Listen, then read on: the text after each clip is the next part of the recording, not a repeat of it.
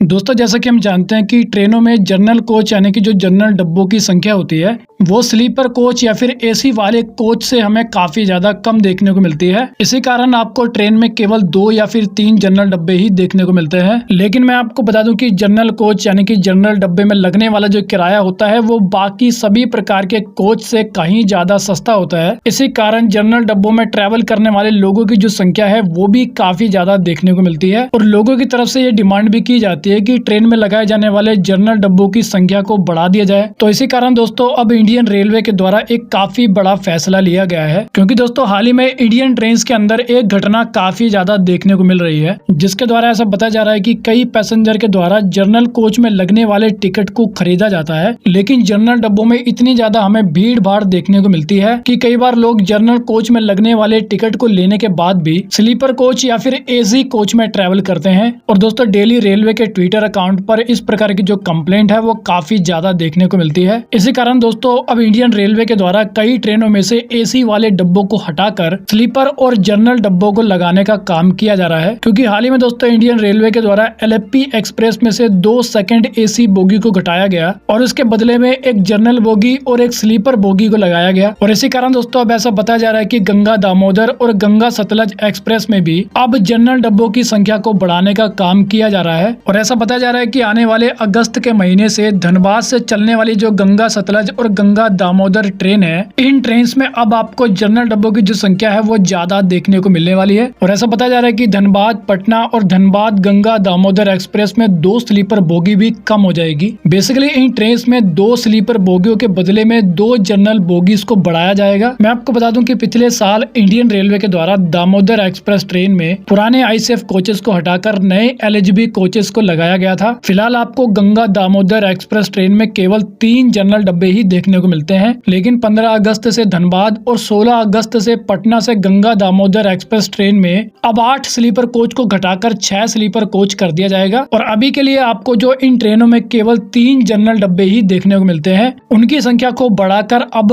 5 कर दिया जाएगा। यानी कि अगस्त से इन ट्रेनों में आपको टोटल 5 जनरल डब्बे देखने को मिलेंगे और कुल मिला के इस ट्रेन के अंदर आपको टोटल 22 डब्बे देखने को मिलेंगे। तो दोस्तों इंडियन रेलवे के द्वारा पैसेंजर्स की डिमांड को लेकर काफी ज्यादा फोकस किया जा रहा है। इसी कारण ट्रेनों में अब जनरल डब्बों की संख्या को बढ़ाने का काम किया जा रहा है। तो वेल दोस्तों इस वीडियो में इतना ही। I hope you like the video. तो फिर मिलेंगे अगले वीडियो में, जब तक के लिए जय हिंद।